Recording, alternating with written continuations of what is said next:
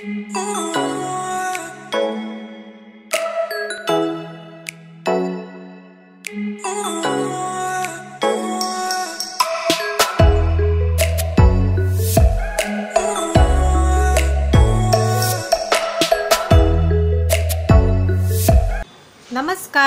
स्वागत आहे तुमचे फेमस मालवणी कट्ट्यामध्ये।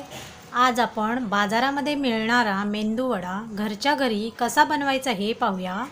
त्यासाठी आपण इथे 2 वाट्या उडीद डाळ 5 तास भिजवून घेतलेली आहे। हे बघा, छान भिजलेली आहे आणि छान फुललेली आहे। आपण काय करूया, ह्यातलं पाणी काढून घेऊया आणि मिक्सरला जाडसर असं वाटून घेऊया। हे बघा, छान असं आपण वाटून घेतलेलं आहे। वाटताना आपण 2-3 चमचे पाण्याचा वापर केलेला आहे। हे बघा, याप्रमाणे आपल्याला ठेवायचं आहे। आपण यामध्ये चवीनुसार मीठ टाकून घेऊया। चवीनुसार आपल्याला मीठ टाकायचं आहे।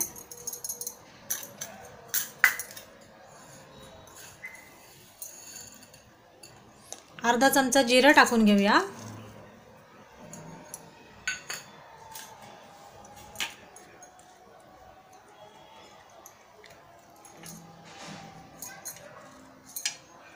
आपण इथे ओल्या खोबऱ्याचे बारीक असे तुकडे केलेले आहे, ते टाकून घेऊया अर्धा चमचा।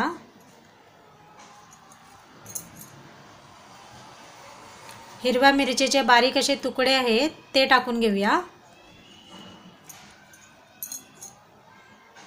आपण इथे अद्रक असं बारीक असं करून घेतलेलं आहे, ते टाकून घेऊया।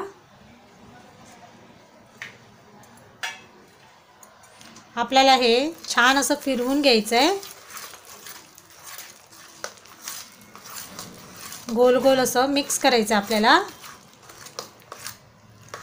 एकाच दिशेने आपल्याला फेटायचं आहे। जेवढं आपण फेटणार तेवढे आपले मेंदू वडे हलके फुलके आणि छान होतील। असं 5 मिनिटं आपण फेटून घेऊया। असं 5 मिनिटं फेटल्यानंतर आपलं पीठ छान झालंय की नाही हे कसं चेक करायचं, तर आपण एका वाटीमध्ये पाणी घेतलेलं आहे। हे बघा, याप्रमाणे आपण पाणी घेतलेलं आहे। ह्यातलं थोडंसं बॅटर आपण हातात घ्यायचं आणि ह्याच्यामध्ये सोडायचं। हे बघा, हे पाण्यावरती तरंगत आहे, म्हणजे आपलं परफेक्ट असं बॅटर झालेलं आहे। आता आपण मेंदू वडा फ्राय करून घेऊया। आपलं तेल छान गरम झालेलं आहे। आता आपण गॅस स्लो करूया आणि मेंदू वडा काढण्यासाठी आपण हाताला पाणी लावून घेऊया। आपल्याला असं बॅटर घ्यायचं आहे हातावरती।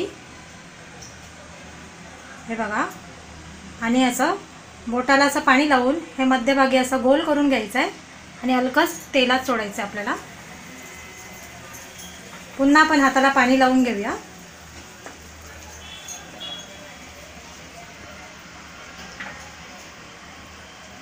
हे बघा, छान असं गोल झालेलं आहे। हलक्या हाताने आपण मेंदू वडा सोडूया तेलामध्ये।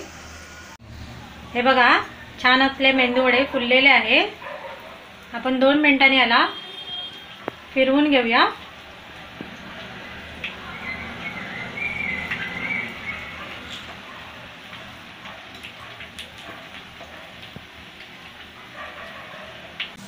हे बघा, छान असे ब्राऊन रंगावरती आपण फ्राय करून घेतलेले आहे।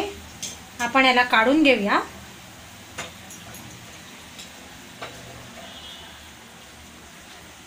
हे बघा, छान आपला मेंदू वडा फ्राय झालेला आहे। या प्रकारे आपण सर्व मेंदू वड्या फ्राय करून घेऊया।